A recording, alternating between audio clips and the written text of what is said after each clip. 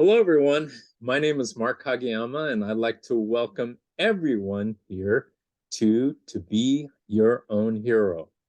I'm a stage 4 prostate, bone, and lung cancer patient, been dealing with cancer since late 2020. And fortunately and thankfully, I am doing very well. And I don't have anything new to report. So why don't we just get into this conversation? I'm really excited about my guest today. He's a good friend of mine. And at this time, I'd like to introduce to you my friend. His name is Boyd Dunleavey, and he's from Canada. Boyd, please introduce yourself and tell us a little bit about who you are. Thanks, Mark. Yeah, we coming to you from Canada. During COVID, my wife said, "Do you want to move to the Maritimes?" I said yes. So we're actually in Atlantic Canada now. I've lived in other provinces. The most recent province was Ontario. So we were close to Toronto, and so context, July 1st of Canada Day in 2011, I felt something absolutely horrible come over me. July 1st, again, is our Canada Day versus 4th of July, which is the Independence Day. And after being rushed to the hospital, it turned out it was acute myeloid leukemia. So it was a blood cancer diagnosis. I was in the hospital for July, August, September of 2011. In September of 2011, my hematologist came up to me and said, without a life-saving stem cell transplant, I wasn't going to live the year. And kind of said to him, well, we'll see. I've got a guy. I said, God determines how long I live and when I'm going to die. And so he kind of looked at me strangely. Community rally, they did a big drive to try and find me a stem cell donor because I required an unrelated stem cell transplant because my sister wasn't a match. They tested immediate family members, but sister wasn't a match. And so onematch.ca is the Canadian one, but it goes globally, it goes around the world to all the registrants that are in the system to be a potential donor. And so a benevolent friend took me to Israel in December of 2011. And I thought, oh, this is amazing. We get the phone call that they found me a donor. And then an incompetent hospital system in Toronto, Ontario, Canada, sat on my file for 4.5 months. They actually had the donor right away. And so my cancer relapsed. And so to say that was disappointing was not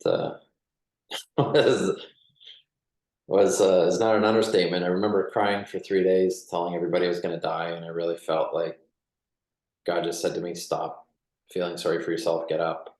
I remember there was a man in the bed beside me, and he had these tubes coming out of his stomach, and he was dying. And his wife and kids came in and said goodbye to Dad on the Sunday. I just remember it was a Super Bowl Sunday, and the next day his sister-in-law came in from out of town. Her name was Karen. It was just wild. She's like, okay, we're gonna pray for this guy in Jesus' name. He's gonna live. He's not gonna die. She's praying with him. I'm like, okay, I'll pray for this guy. And by the Friday, he improved so much he was sent home for home care. So they had said their goodbyes to Dad, and then he didn't die. And I connected with them. And last I heard, a couple of years ago, he was still alive. So that was pretty miraculous. Things went from bad to worse with me. After 8 days of hiccuping and vomiting uncontrollably, I was swollen. I had a mask over my face. I had a vision, and it was Isaiah 53, which is where it says that by his stripes we were healed. And that's a vision of Jesus being flogged before his crucifixion.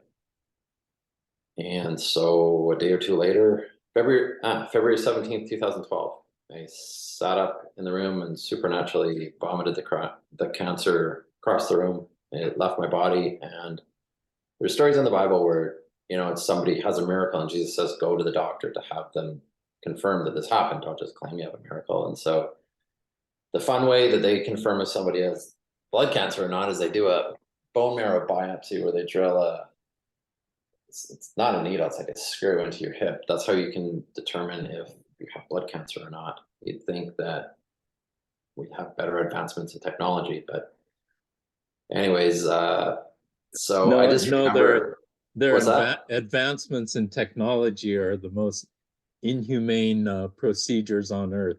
So Well, that's when kids were getting blood cancer in the 60s, they were just bleeding from every orifice, and just they would almost explode. It was just so horrific how bad it was. So anyways, I just remember I went out to Vancouver to see my family. I grew up in Vancouver, and I was in Vancouver with my oldest son Steven when the hospital called to say you're in remission. It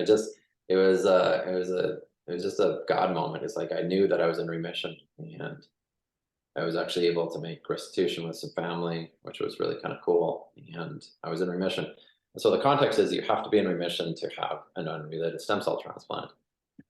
And so May 3rd of 2012, I had and oh yeah. So my wife Googled and found a different hospital. In Canada, we don't really have a choice. It's this healthcare system that's a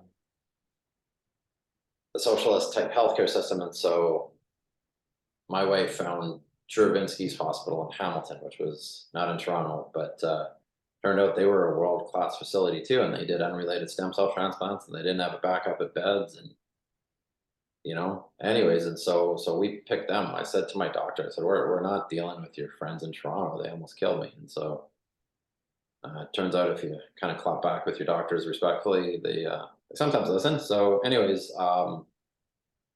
had the transplant at Juravinski in Hamilton.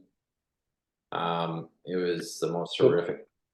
Go ahead. what please describe that process of the stem cell Oh transplant. my gosh, they give you 5 or 6 rounds of chemo, 5 or 6 rounds of radiation. When you're getting chemotherapy for cancer treatments, they're trying to suppress your immune system, kill the cancer cells. This just completely wipes out your immune system. You have no immune system, and so if the transplant doesn't happen, if it doesn't work, if it whatever. I mean, I'm kind of thinking this in kind of a sick way. What if somebody drops the bag, and the blood spills everywhere? Like, no, that I mean, that wouldn't happen. But like, it's just so horrible. Like, you're dead, you die because you have no immune system. It's been wiped out.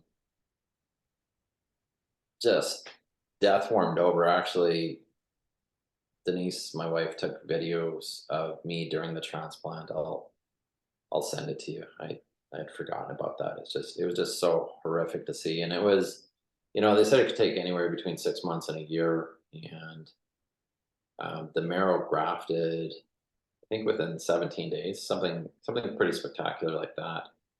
And so they're like, "Yay, you're alive." First 100 days are like you can just die. People die um, because you have no immune system and you're so sick, and they send you home and you're wearing a mask, and people are laughing at you because you're wearing a mask. And again, this is in 2012, and so um, oh yeah. So this would have been June of 2012. We're sitting there, I'm eating spaghetti, and the side of my face went numb. I just couldn't feel anything. Like, it was kind of funny. I'm trying to eat spaghetti and it's like dripping out of my face. And anyways, I get rushed to the hospital. And the other issue was we lived in London, Ontario, and the hospital did the transplant was in Hamilton, which is like an hour and a half away because London didn't do unrelated transplants. And so all this to say, it was just a circus. They misdiagnosed a spinal cord injury, and between my cancer relapsing, a brain injury, and a spinal cord injury, London's hospital didn't exactly bring it. It's really ironic. I got a letter in the mail asking them how the service was. I, I, I took an hour. I filled out everything. I'm like, this is what happened, and I got a phone call from a guy. He's like, "I'm so sorry." I'm like, no disrespect, but you're just some guy. I want to hear from somebody important. And so this gentleman named Dr. Javert called me. He was the head of the ER, and he was just like, I mean, genuinely contrite and didn't know what to do. And so, anyways, I said, "Sir, I don't feel like it, but I'm gonna choose to forgive you right now." And within a week of me just saying to him, it was a decision. It wasn't emotional. I got off pretty much all of the medication, which itself is miraculous. I mean, I have several friends who went through stem cell transplants and they're still on the anti-rejection medication. Um, and the other thing that they said too is you're going to get graft versus host disease. And I remember God just speaking to my spirit. And so I quietly said to myself, in Jesus' name, I will not get graft versus host disease. The grafted marrow attacks the host, so your skin can shrink. I have a friend who lost vision in an eye. The grafted marrow is just this whole Frankensteinish type thing. And so it's just really bizarre and weird, all the things that can go horribly wrong with this. And so I was just like, no, I'm not going to have that. And so, other than a traumatic brain injury and chronic nerve pain, it was a perfect match. I mean, returning to this, 12 years of this quickly, they said I would lose my vision. I would have vision deterioration. I've had God intervene with that. And the coolest thing was in June of 2013. Yeah, I guess we're coming up on 10 years. A friend took me and my son to Alaska and ran a marathon for me with the Leukemia Lymphoma Society. And it changed my life. I bought a pair of shoes and started running. And so, yeah, that's coming up actually 10 years. And so ran a bunch of different races, never really wanted to run a marathon. And then I'm wearing a Disney shirt. We went to Disney when I was diagnosed with cancer. We went a second time, we went a third time. And so when my wife said, you should run the Disney marathon, like, let's do this. And so I called up the Leukemia Lymphoma Society. I'm like, hey, this is my story. What do you guys think? And they asked me to share my story on stage in front of 25,000 people. It was just this kind of mind-boggling thing. And we have that in the description with a link. And I highly suggest that everybody click on that link and take a look at the video that Disney produced where Boyd meets his stem cell donor. Right. It's Well, spectacular. that was actually a couple years later, but I've done a lot of events at Disney. So my first marathon was there, and we found out about a year before that my stem cell donor is a gentleman named Nathan, who's an American naval serviceman who was overseas deployed in Japan when he got the call to donate marrow. And so it's really kind of funny and ironic that the only reason he had put his name in the registry was to get a day off of work. So he got a phone call 6 years later, would he be willing to donate? And so we connected, and I had run Disney. I was privileged enough to be chosen to run Boston under their Athletes with Disabilities program. And so I ran Boston 3 times. And had some amazing athletes tell me my story was special. And so finally, after running 7 marathons, Disney twice, Chicago, New York, and Boston 3 times, we finally met Nathan in 2019 at Disney, like Mark had said. And it's just a spectacular video. Like, you saw it for the first time last summer. It's amazing. I agree. I It's just one of completely those agree. moments, right? Because you see somebody meeting their donor, and it's at a restaurant. It's at a location. They fly the person in. They fly to meet the person. And for me, I'm like, let's do this big. And so I ran a half marathon distance, and he gave me the medal at the end, and we met at the park. And I mean, it's a spectacular video. But the funny thing is they misspelled my last name and said I ran a marathon when I ran a half marathon. But all distances are really hard. It was on the news. Somebody from California messaged and another person in like New York. So I knew that it was doing well and trending. That was late 2019 before the world blew up, as far as lockdowns and everything else. But yeah, so been running for a long time. And like I said, part of the way Mark and I connected and all of this kind of came together was just packing up and moving from Ontario to New Brunswick. And I realized I didn't know a lot of people here, so I started finding different communities online, and that's how you and I connected last summer. And you want me to talk about the car crash a month and a half ago? You want me to get into that? Yeah, go ahead. Yeah. Let's talk about that because that's part of your growth, I think. All right. No, I'm serious. I think that's a beautiful thing, and A we'll beautiful talk about that. analogy. All right. So, Mark and I met last summer. It was super cool, like how we connected.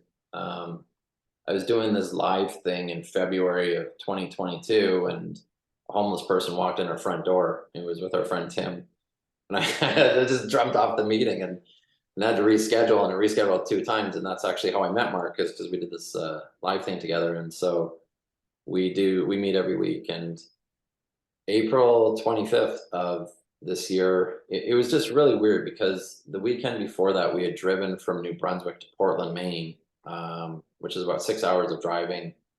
I did this 10-mile race, and then we drove back, and we made it. We were fine. And 2 nights later, I was driving home from a Tuesday night run, just seeing some of the people in my run community here, and I was on the phone with a good friend of mine, and they say that drunks walk away from car accidents because they're relaxed and they're not stressed out. And so I'm just on the phone with them, and I mean, as it was happening, it was just kind of so bizarre. I saw the black of the car, the white of the airbags. My glasses went flying. It was kind of in slow motion, but it wasn't. I mean, the impact was violent, and I just remember being like, "Oh my gosh, I just got hit by a car." And I was on the phone with them. I didn't lose consciousness, but the smell of the airbags, like it's literally smoke coming out of it. But I remember just my foot was on the gas, and I had to put the car in park because it's the adrenaline, right? And so I couldn't open the doors, and these strangers came, like people just came from nowhere, and the police station was across the street. And so um, the somebody reefed the door open, and the front of the car was gone. I mean, like if this was the car, like the front of the car was just removed. And interestingly enough, because I was driving slowly in the part of the city that has a lot of issues with homelessness, I always drove carefully on that street because there's people that just come wandering into the street, and I mean they're dealing with their own mental health issues. And so because I was cautious and not going even the speed limit, I walked away from that thing. And yeah, I I ran a marathon 2 weeks after that.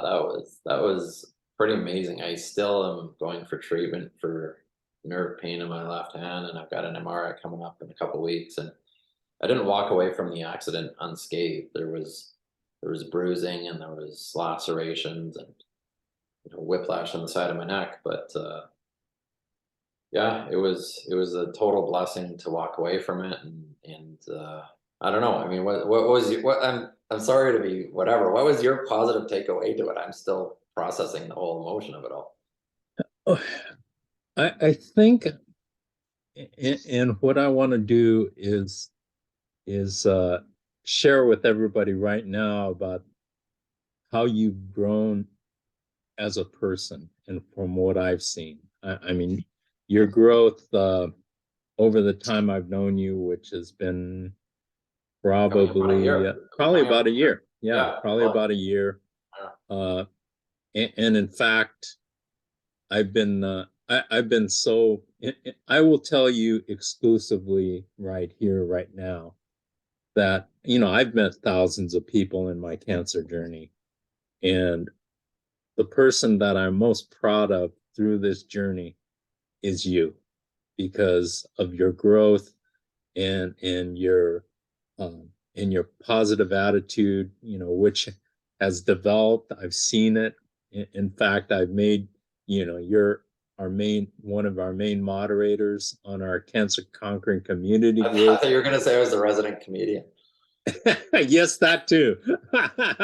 That too. Boyd is always a lot of fun and interjects a lot of humor, but I really am, and I say this sincerely. Your growth has just been uh, just a beautiful thing to see. Really, really Thank incredible, you. and I commend you for opening up your mind. One of the things that I'll never forget is something that you told me a while back. Oh, about positive versus negative people. Yeah, positive versus negative people, and you That's said true.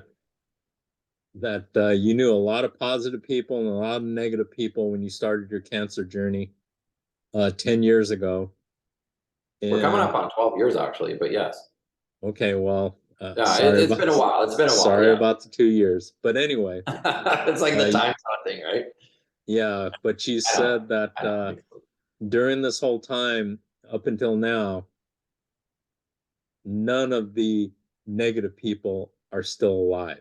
And I No, think well, that, yeah, not every positive person made it, but pretty much every single chronically negative person, hopeless, despair, listening to the words of the doctors, they all died. I've been to far too many funerals. I I stopped mean, counting at 20, and that that was 10 that years ago.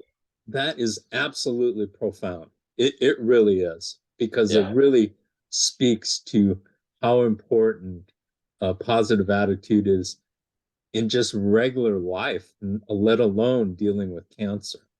Uh, yeah, it is so important and so critical, and having the hope and the belief that you're going to make it is such an important thing. Wouldn't you agree? oh, it's you know, I remember even sharing what I just shared with you in other cancer groups and having it shut down. And then by the leadership, and then literally within a few months, guys are having their cancer come back. Hmm. And it's like, dang. I I joke that I'm a reluctant optimist. Just like I'm a reluctant healthy person and a reluctant marathon runner. I don't want to die. And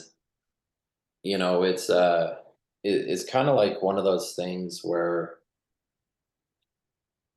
anybody can build a new habit, but you have to be consistent for 6 weeks to start a new habit. And even in the running community, I say to people, you're 6 weeks away from a new you. And I remember like one of the leaders or senior guys kind of looked at me and goes, actually, yeah, that's about right. Because 6 weeks of doing anything forms consistency. And thank you for saying that. It means a lot to me. I think the biggest thing too is um, structure, right? So our group meets every Thursday at 1 p.m. Atlantic. Okay, let's kind of Which is 9 a.m. 9 a.m. Pacific. let's No, but talk about what we're talking about. What we're I talking know. about But is, the structure helps. And so you've also given hold on, me let me interject something here. you interject. What we're talking about here is something very special to both of us, Yeah. and it's our room on the Clubhouse app called Yes. Cancer Conquering Community, and it's something we've been doing since I believe it was September of 2021. Right. Originally started by With Katie Katie. Gaspari and Right. myself, and now we have several moderators. Boyd is one of our main moderators, and he does a phenomenal job. And so go ahead, Boyd. Let's talk Yeah. about So Cancer Conquering Community. well, it's really, we've said this before and I'll say it to you, like it changed my perspective on everything when I saw how positive you were. And even Katie gave me a few tips on nutrition. Um, well, I'll share this and it's probably controversial, but not everybody does well being a vegan. And then you shared your story. I'm like, oh, this kind of makes sense to me. I am not for or against meat. I just realized how my body responds when I have meat in it. And this overall arching, meat is bad and we should all eat whatever is always kind of whatever. It hasn't settled well with me, but since making a few tweaks with that, and then of course adding our amazing friend Dr. Gary into the mix, who's he's brilliant. He made a few tweaks. I added a few things with turmeric and apple cider vinegar and a couple of supplements, and even what are they called? The mushrooms. The reishi mushroom. Reishi mushrooms. I was saying it wrong, so that's why I stopped. But just adding it in, I've been able to run pretty much daily. Well, pretty much it's been daily since October, and just the recovery's been fabulous, and even just doing it walking through a car wreck was quite amazing. But we the one of my favorite things that you said, Mark, was you talked about this book by Zig Ziglar, which was "See You at the Top," and so it took me a really, really, really long time to kind of find my niche and who I am and what I do, because I've been on medical leave for so many years. I don't work anymore. I was in banking. I was a slightly overweight mortgage broker, and enjoyed that, and thought that golfing once a week was a workout. Apparently not, because running is a lot of work. But um, what was I saying? Oh yeah, yeah. So identity, and I participate in 6 to 10 of these different types of meetings monthly, and I remember after doing about 3 or 4 with you, I literally said this guy is the most positive person I ever met, and I remember thinking to myself, you were really annoying me. And, well, it's true. I told you this, but I thought come on. It's just annoying. It's like, well, okay, hey, so and so, you're so amazing and you're welcome here. And I'm like, oh, wait a second. And so, I laugh about it, but it's true. You become like the 5 people that you surround yourself with, right? And so, if I allow, here's another way I'm going to phrase it, and I hope you take this as a compliment. Just because somebody had or has cancer, they don't get to be my friend. I'm past that. I'm just like you. I'm listening to how they are talking. What are they talking about? Are they positive and hopeful, or are they just wanting to whatever? Because I've been that negative person, and I've also been around people that lost hope. I've been around people that were dying and wanted a priest to come in and do last rites with them, and because the priest couldn't be there, I kind of did last rites with them. And they're gone. They had their moment, and they've passed on, and the whole balance just with us, like even moving to Atlantic Canada, the Maritimes are amazing. Canadian Maritimes are beautiful. We're in Moncton, New Brunswick. We're near the Nova Scotia border. We're about 4 hours to Maine. People here are fantastic. You're near the ocean, the clean air, and all that. The cancer communities that I participate with, like I said, the lion's share of conversations and the lion's share of people are amazing. Oh, this is, yeah. The Peter Parker quote, right? After having my stem cell transplant and running the Boston Marathon for the first time, the stem cell transplant team in Canada, in Ontario, said, Boyd, you're the first person that we've ever had who's had a transplant who's become a runner or a marathon runner. Like, well, really? And so I met several Americans, and actually met a lady last summer named Patty, who was had blood cancer, and she was a runner before that. She's actually one of Canada's greatest runners, and she had a transplant. And so, but I waited 10 years for that. And so the line from Spider-Man or Peter Parker, with great power comes great responsibility. To have the DNA of an American naval serviceman named Nathan, it's a special story. I've had people pay money to come watch me run marathons. It really just goes a lot deeper than faith in God or a running community or a cancer community. It's a message of hope, which is really what it is. And so, I've had to grow a lot as a person. I've done and said things that just really, you look back on it later, you're like, why was I doing that? I can really honestly believe that, running for me helped save me from my own mental anguish.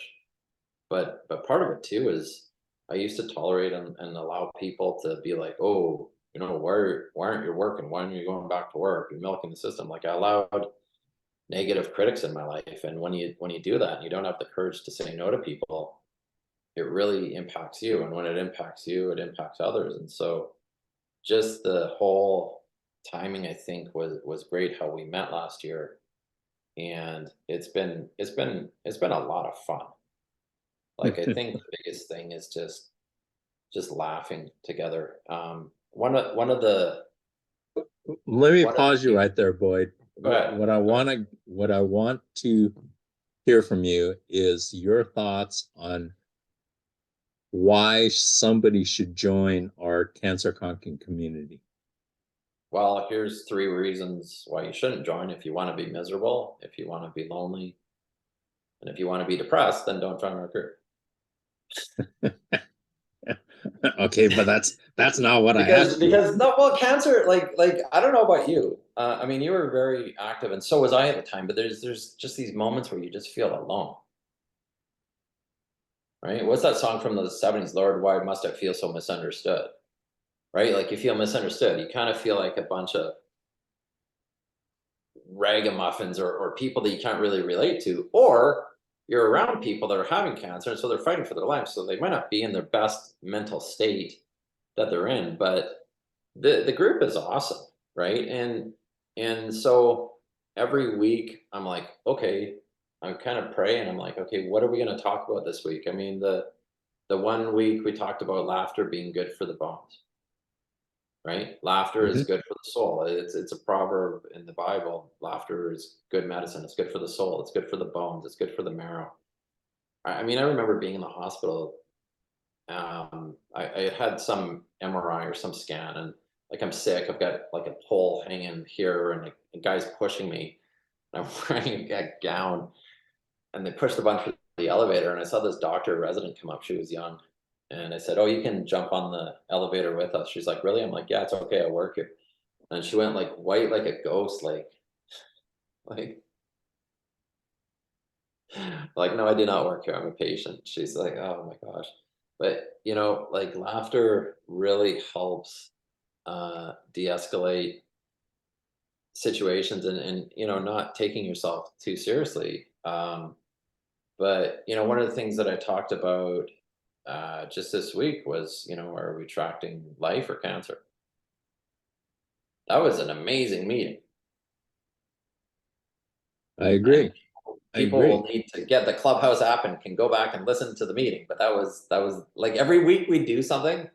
It feels like it's one of the best ever. Right, Week exactly. after week, it's like, how does this come together?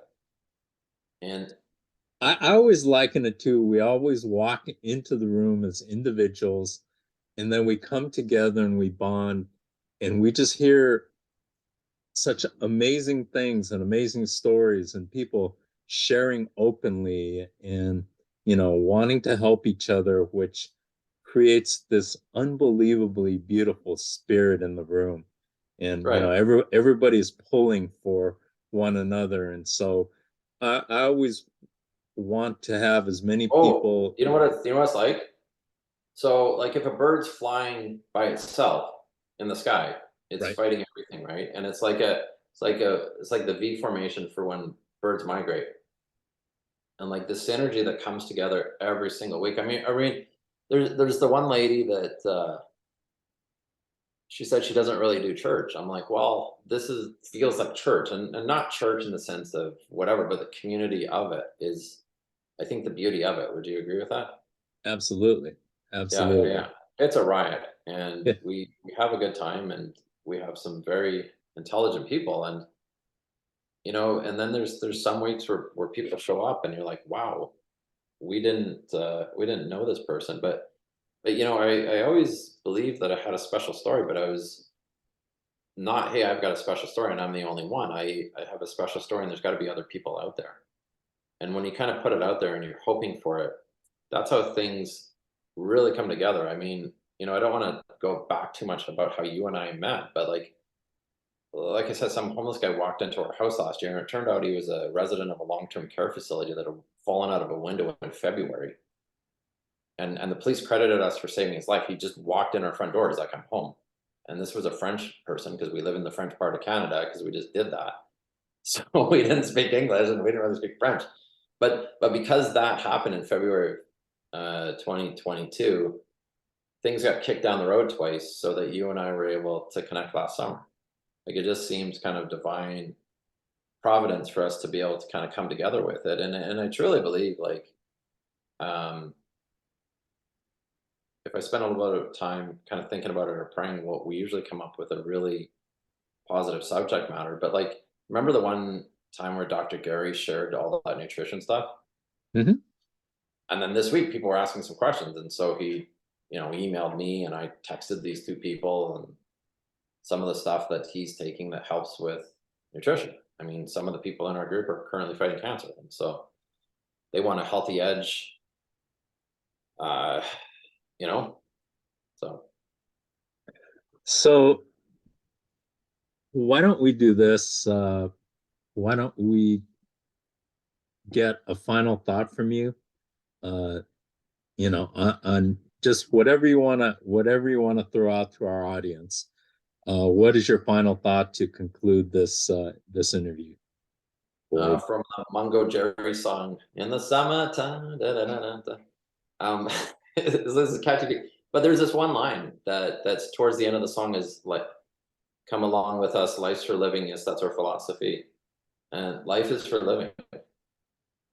Or there's a parable where this person wants to join Jesus, but whatever, and Jesus basically says, "Look, let the dead bury the dead. Come be with the living."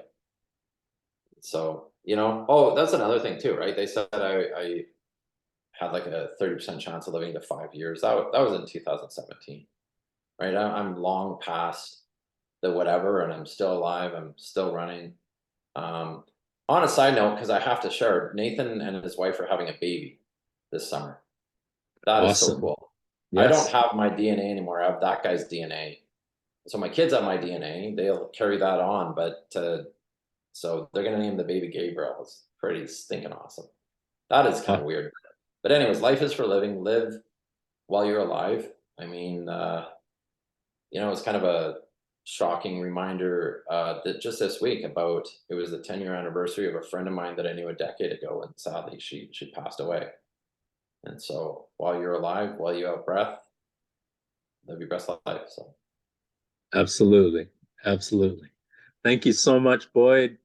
I really appreciate appreciate you the coming chance on. to. It kind of feels weird. This is just more you and I talking again. I mean, we talk at least once a week, every week, right? Sometimes I'll call you and ask you a few questions about something. But guys, another reason to join the meeting is Mark really is the most positive person I've ever met and is incredibly smart and caring. And I've had a few personal questions that I need to ask him, and he was there with the good answers. So Oh, thank you so much, Boyd. Thank you. Thank you. Thank you for sharing your input. Boyd is an incredible guy. I mean, through all of this, he runs marathons and he's 12 he's marathons now. That just is like he's a great moderator to cancer conquering community, far a more great important. a great friend. So thank you so much.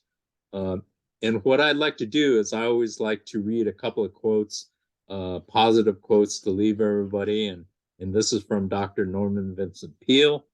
And the first quote is, "Master the perception principle. Learn to know yourself. Know the real person deep within you." And then the second quote is this: "Don't see yourself as old and getting older. Live youthfully now and always." And I'd like to thank everyone here for joining us here at To Be Your Own Hero, and make the most out of every single day. Every single day is a blessing, and life, as Boyd has mentioned, is incredible. Life is for the living, and make the most out of every single day, every single hour, every single minute, and every single breath. Please subscribe to the channel, make a comment if you like, and have a fantastic week. And we will see you next week on To Be Your Own Hero. Take care and have a great week.